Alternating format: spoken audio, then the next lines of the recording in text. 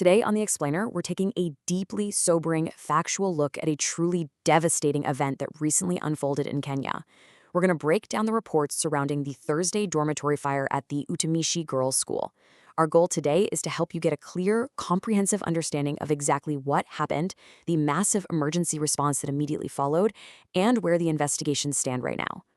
Okay, let's dive into this. And well, we have to start with the most heartbreaking foundational fact of this entire incident. At least 16 students were tragically killed when a fire ripped through a dormitory at this girls' boarding school. That's the stark, devastating reality at the very center of this event. But the devastation doesn't stop there. Alongside that terrible loss of life, 79 other students sustained injuries during the disaster. The sheer volume of injuries meant they needed a massive, immediate medical evacuation. We're talking about dozens of students being pulled from the absolute chaos and rushed to various hospitals for treatment. To really wrap our heads around the scale of this emergency, we need to put these numbers into perspective. You see, Utumishi Girls School isn't some small, isolated facility. It has a total student population of over 800 students. So when a massive fire breaks out in a densely populated boarding environment like that, the sheer number of people at risk makes the situation incredibly chaotic. The emergency response becomes exceptionally complex. Let's ground ourselves in exactly where this took place, because that helps explain the logistics of the response. The incident occurred at the school in the Gilgil area of central Kenya. That's about 120 kilometers away from the capital city of Nairobi.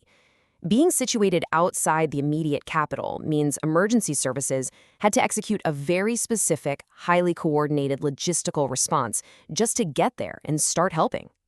Now, what's really interesting about the slide is the school's unique institutional profile. Utumishi Girls isn't just your average secondary school. It's a government-owned institution that's actually managed and sponsored directly by the Kenya Police Service. And on top of that, many of the students attending are the daughters of police officers. This deep, intrinsic connection to the Kenyan police force really adds a profound layer to the tragedy. And as we'll see, it directly dictated how the rescue and the aftermath were handled. And this brilliantly illustrates the immediate multi-agency coordination that was required.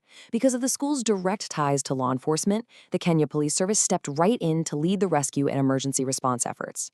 Working right alongside them, you had the Kenya Red Cross, taking on the absolutely critical task of evacuating the dozens of injured students.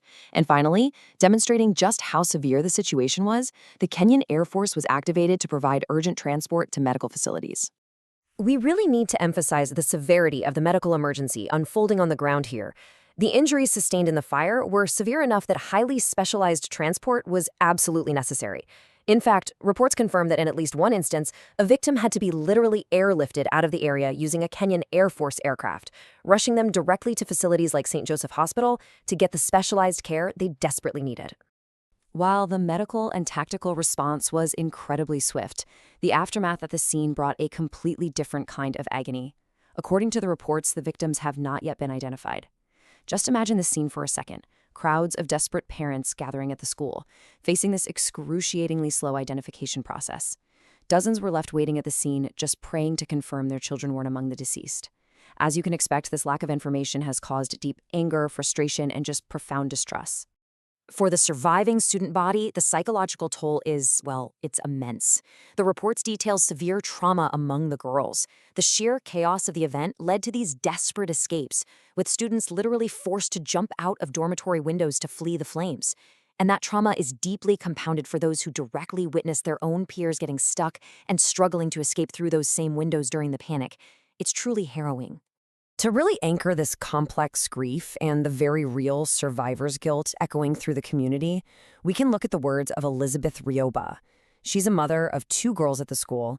She said, "She's very traumatized, but I'm relieved she's okay, and I'm sad for all these children who have died." One of her daughters actually watched a friend get stuck while trying to jump from a window. This quote just perfectly captures the heartbreaking duality that parents and students are facing right now. Now, as the immediate fires are extinguished, the focus naturally has to shift to the aftermath, the investigation, and ultimately accountability. The exact cause of the fire hasn't been established yet. However, high-level authorities are stepping in to find out exactly what happened. Education Minister Julius Ogamba is currently leading the ongoing probe into how a horrific tragedy like this could occur on this campus. So the crucial point is, what exactly are they looking for? Well, first and foremost, authorities have to determine the actual cause of the inferno. But just as importantly, Minister Ogama has explicitly stated they'll be investigating whether the school's fire safety manual was properly adhered to.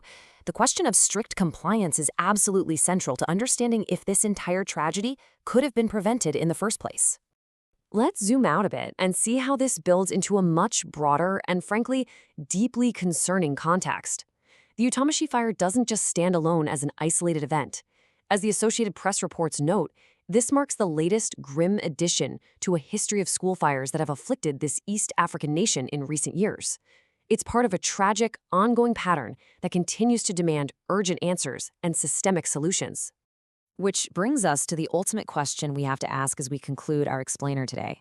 Will the findings at Utumishi finally force a nationwide change in school fire safety compliance? As authorities dig into the safety manuals and protocols at this police-managed school, you really have to wonder if this heartbreaking loss of 16 young lives will be the catalyst for real institutional accountability. Will it prevent future tragedies? It's a vital question that the families, the survivors, and the entire nation are waiting to see answered. Thank you so much for joining us for this explainer today.